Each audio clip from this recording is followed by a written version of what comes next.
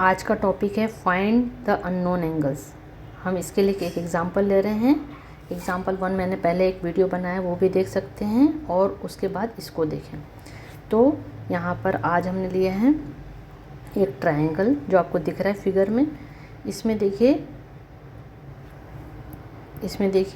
ये जो साइन है, ये ऐसा बना है, ये साइन, इसका मतलब होता है 90 डिग्री। हमें हमेशा देखना चाहिए इस टाइप का साइन बना हो तो वो 90 डिग्री या राइट एंगल को रिप्रेजेंट करता है।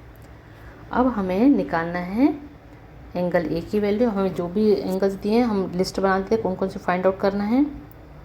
गिवन में ए की है, हमें गिवन में कौन सा है, ए की एंगल हमें 90 डिग्री, ठीक है।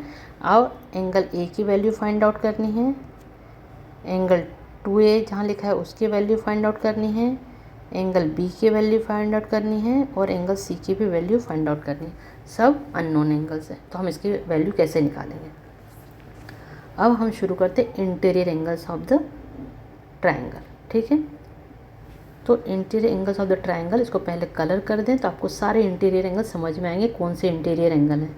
कोई भी ट्रायंगल दिया है उसके इंटीरियर मैंने रेड कलर से किया है। यहाँ पर इस वाले फिगर में ये भी इंटीरियर एंगल है।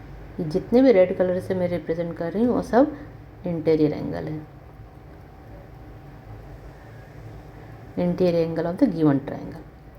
अब दूसरे कलर एक्सटीरियर एंगल के लिए भी बता देते हैं। यहाँ पर ये ट्रायंगल के बाहर है इसलिए इसको एक्सटीरियर एंगल कहेंगे, ये भी ट्रायंगल के बाहर है इसलिए एक्सटीरियर एंगल है। तो इंटीरियर एंगल्स मैंने रेड कलर से किए हैं, रेड कलर से शो कर रही हूँ, और जो एक्सटीरियर एंगल वो ग्रीन कलर से शो कर रही हूँ। तो इसके अकॉर्डिंग आप देखते जाइए। हमें पता है कि किसी भी ट्रायंगल के इंटीरियर एंगल्स का सम 180 डिग्री के इक्वल होता है। उसके अकॉर्डिंग क्या होगा, हमारा एंगल ए, देखो जी एंगल ए, फिर 2A जो भी रेड कलर से मैंने बनाया शो कर रही हूँ ए, और एक है 90 डिग्री। मैं बता देती ए मतलब ये वाला एंगल, 2A मतलब ये वाला एंगल जो ट्रायंगल के अंदर है, और 90 डिग्री भी ये वाला एंगल। ये तीनों एंगल इंटीरियर एंगल्स है, उनका सम 180 डिग्री के इक्वल होता है। तो उस तरह से देखा जाए तो ये दोनों के वेरिएबल्स सेम है, जिनको ऐड कर दें। A 1A + 2A मतलब क्या हो गया, 3A + 90 degree equal to 180 degree. 3A equal to 180 degree, इसको लेफ़्ट से राइट में लेके शिफ्ट करेंगे तो ये माइनस साइन के साथ हो जाएगा 90 डिग्री। इसका मतलब ये 90 डिग्री माइनस के बाद आएगा।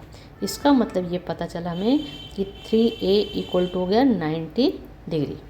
लेकिन A की वैल्यू कैसे निकालेंगे, 3 को क्रॉस मल्टीप्लाई से 90 के नीचे लाएंगे, मतलब 90 डिवाइडेड बाय 3, तो 3 3 ज़ा 9, मतलब 30 डिग्री हो जाएगा।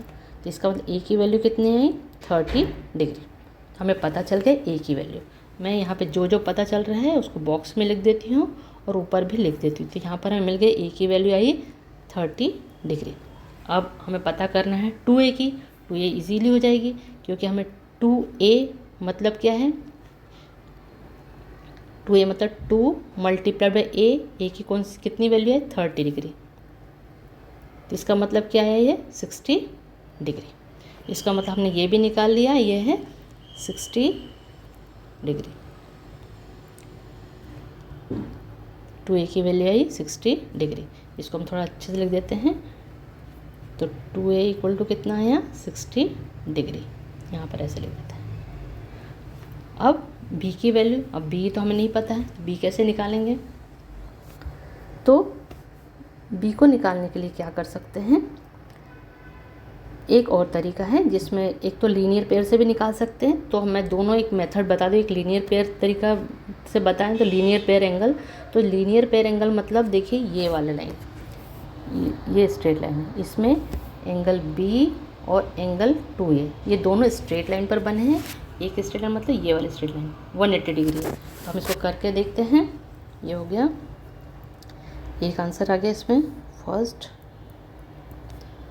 सेकंड, और अब थर्ड पे करते हैं। थर्ड में क्या है, हमने क्या लिया, लीनियर पेयर लेंगे तो 2A + B equal to 180 degree होता है। मतलब ये वाला एंगल प्लस ये वाला एंगल दोनों को ऐड करेंगे, लीनियर पेयर बनता है। इसको लीनियर पेयर्स ऑफ एंगल भी कहते हैं या स्ट्रेट एंगल के सम ऑफ पेयर ऑफ एंगल्स, या लीनियर पेयर ऑफ एंगल्स, या एडजेसेंट एंगल का सम, सप्लीमेंट्री एंगल मतलब ऐसा कहते हैं।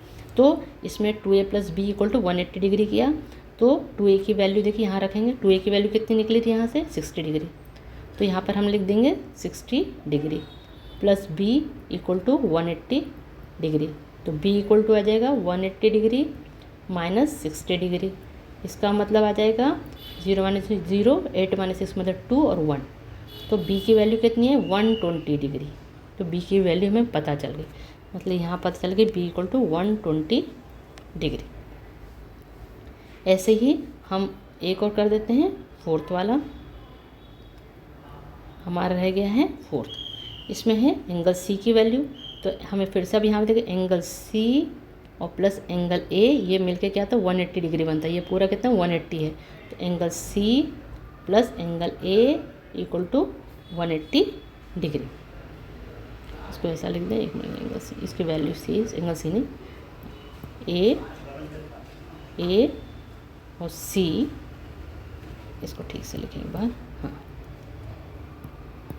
C मतलब ये प्लस ये, तो C प्लस A = अपने पास आ गया 180 डिग्री, क्योंकि ये स्ट्रेट लाइन पर बनने वाले एंगल थे, दोनों को ऐड कर दिया। तो C की वैल्यू हमें नहीं पता है, लेकिन A की तो पता है, यहाँ पर देखिए, यहाँ पे पता है, यहाँ पे लिख दिया 30 डिग्री = 180 डिग्री।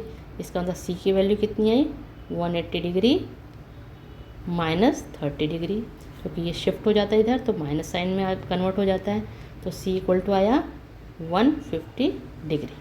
इस तरह से हमें C की वैल्यू भी मिल गई है 150 डिग्री।